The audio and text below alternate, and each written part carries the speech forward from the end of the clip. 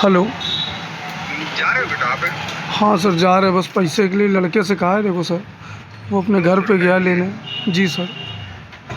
ये बोल रहे हैं जी आज मैडम का अकाउंट नंबर दिया जाएगा जी क्योंकि सीडीआर मैडम आई हुई है सीनियर ऑफिसर ना, जी जी जिसमें से आप लोगों की 36 वीडियो 12 फोटो हमारे पास है ना।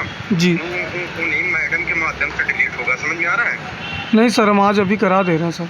आप बताइए बेटा, सीडीआर के तहत 3 साल जेल काटना चाहते हैं संचार विभाग से, जिस प्रकार से आप लोगों का कागज निकला है उसी प्रकार से अपना माफीनामा कागज बनवाना चाहते हैं। अरे सर, माफ़ीनामा मेरा कागज़ सर जो बताइए हम व्हाट्सअप करवा दें आपको किसी दूसरे नंबर सर।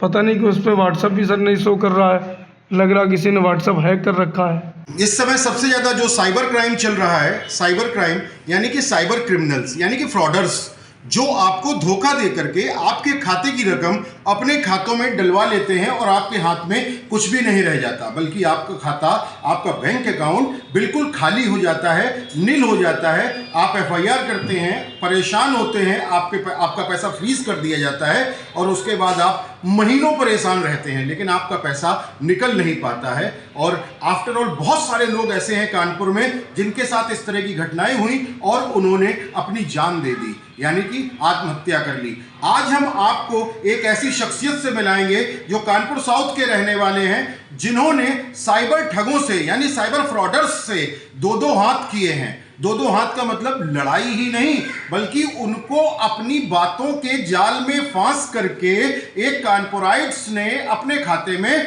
पैसा उनसे मंगा लिया, यानी कि साइबर फ्रॉडर्स को ठगा गया। कौन है वो? साउथ में रहने वाले भूपेंद्र सिंह, उनसे आपको मिलाएंगे। भूपेंद्र जी, दैनिक जागरण आईनेक्स्ट में आपका स्वागत है। ये हमारा कानपुर का हर दर्शक कानपुराइट्स ये जानना चाहता है कि आपने एक फ्रॉडर्स को, एक फ्रॉड करने वाले को कैसे मात दी? सर, मेरा नाम भूपेंद्र है, मैं कानपुर के बर्रा इलाके का रहने वाला हूँ। सर, 6 मार्च को मेरे पास एक कॉल आया था। इसके बाद वो मुझसे बोल रहा था कि मैं सीबीआई अधिकारी बोल रहा हूँ। मैंने जब उनकी डीपी चेक करी तो मैं कुछ समय के लिए डर गया था, मगर देश के प्रधानमंत्री नरेंद्र मोदी की मुझे मन की बात में काफ़ी याद आ गई कि उन्होंने कहा था कि इस तरीके की अगर आपके पास कॉल आती है तो आपको डरने की ज़रूरत नहीं है, बल्कि या तो फ़ोन काट दें और या फिर अपने नज़दीकी पुलिस और साइबर सेल अधिकारी को सूचना दें। मगर लगातार मैं उससे बात करता रहा और मैंने इस तरीके की एक पिक्चर का उसमें रोल अदा किया और मैंने एक पिक्चर बनाई मनगढ़ंत। जिस तरीके से क्वेश्चन कर रहा था मैं उसके आंसर तो दे रहा था, मगर उसको लग रहा था कि कहीं ना कहीं वह मेरे बहकावे में फंसता जा रहा है। और उसने इस तरीके से फोटो नीट वीडियो बताने की बात कही और बोल रहा था डिलीट कर दूंगा, मुझे 16,000 रुपये चाहिए, अगर आप पैसे नहीं दोगे तो आपके घर फोर्स अभी आ रही है और आपको पकड़ के जेल भेज देगी। इस तरीके की बातें कर रहा था। तो मैंने उनसे कहा कि मैं इंटर का छात्र हूँ, 16 साल मेरी उम्र है, और मैंने उनसे कहा कि मुझे सर कल तक का समय दे दीजिए, मैं कल आपको पैसे की व्यवस्था करके दे दूँगा। इसके बाद उसने मुझे अगले दिन 7 मार्च को फ़ोन किया, बोल रहा था क्या हुआ, पैसे की व्यवस्था होगी?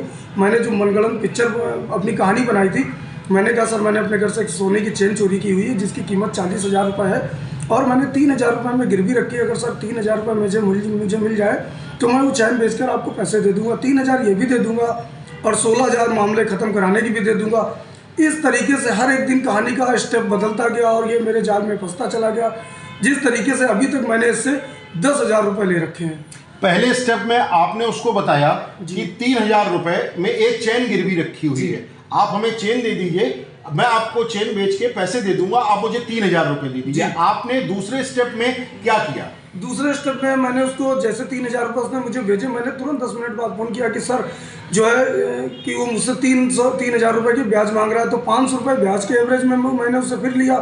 और 2 घंटे बाद मैंने समय के अंतराल, ताकि उसको भी ना लगे कि हम उसको ठग रहे हैं, समय के अंतराल 2 घंटे बाद फ़ोन किया। मैंने अपने दोस्त शिवम विश्वकर्मा को सुनार बना रखा था, मैंने कहा सर सुनार की दुकान पे मैं गया था और मेरा दोस्त गया था, लेकिन सुनार मुझसे कह रहा है कि आप नाबालिग हो, छोटे हो, मैं ऐसे चैन नहीं लूँगा, आप जो है स्टाम्प पेपर में लिख के दीजिए कि मेरे परिवार में ज़रूरत है और मुझे पैसे की ज़रूरत है, जिस कारण मैं चैन बेच रहा हूँ। ये कहकर मैंने उससे फिर 500 रुपये लिया। इसके बाद मैंने फ़ोन स्विच ऑफ कर दिया। अगले दिन साइबर टेक का 10 बजे सुबह फ़ोन आया। मैंने उससे कहा सर सुनार ने मुझे कल बैठा लिया था, मुझे मारा भी है, बोल रहा अपना घर बताओ, घर का पता बताओ, तुम्हारे घर जा रहा हूँ, जो है चैन चोरी करके लाए। तो साइबर टेक मेरा पिता बन जाता है, बोलता है कि तुम जाओ मेरी बात कराना, बोल देना ये लो पापा से बात कर लो और अपने मोबाइल में मेरा नंबर पापा नाम से सेव कर लो। हम ठहरे कनपुरिया, हम उसके जाल में तो फंस नहीं रहे थे, हम उसको ही फंसा रहे थे। हमने अपने मित्र से बात कराई, मैंने कहा ये लीजिए सुनार से बात कर लीजिए, बट जबकि मित्र मेरा सुनार बन के बात कर रहा था। तो उसने कहा कि इन्होंने पहले अंगूठी 25,000 रुपये की अंगूठी थी, 10,000 में बेची है, जिसका ब्याज 45 रुपये हो गया। आप मेरा 45 रुपये दे दीजिए और ये चैन ले जाइए, मैं ये चैन नहीं खरीदूंगा। इसके एवरेज में घंटे 2 घंटे हम लोगों की टॉक और चर्चा चलती रही, लेकिन 1 घंटे बाद उसने मुझे 3500 रुपये डाले। 3500 रुपये डाले, फिर ये कहानी चलती रही। फिर उसने 2 दिन बाद हम उसको टरकाते रहे कि सर आज मंगलवार है, मार्केट बंद है, प्लीज़ सर समय दे दीजिए, मैं पूरे पैसे आपको दे दूंगा। फिर मैंने एक नए दोस्त की तलाश करी, विनीत नाम का, बल्कि ऐसा कोई मेरा दोस्त नहीं है, विनीत नाम के दोस्त की तलाश करी। और मैंने कहा सर मुझे मेरी मम्मी को मामा क्या जाना था, तो हमने चैन घर पर रख दी और चैन की वजह से मैं हार ले आया। उसने बोला हार की पिक भेजो, मैंने एक हार की पिक भेजी।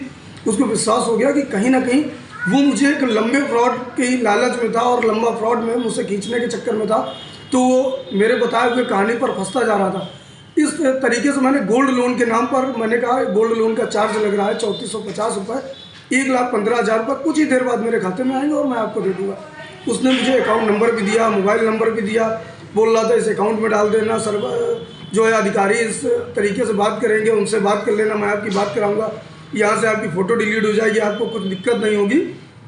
ये कह के मैंने उससे अभी तक 10,000 रुपये ले रखे हैं।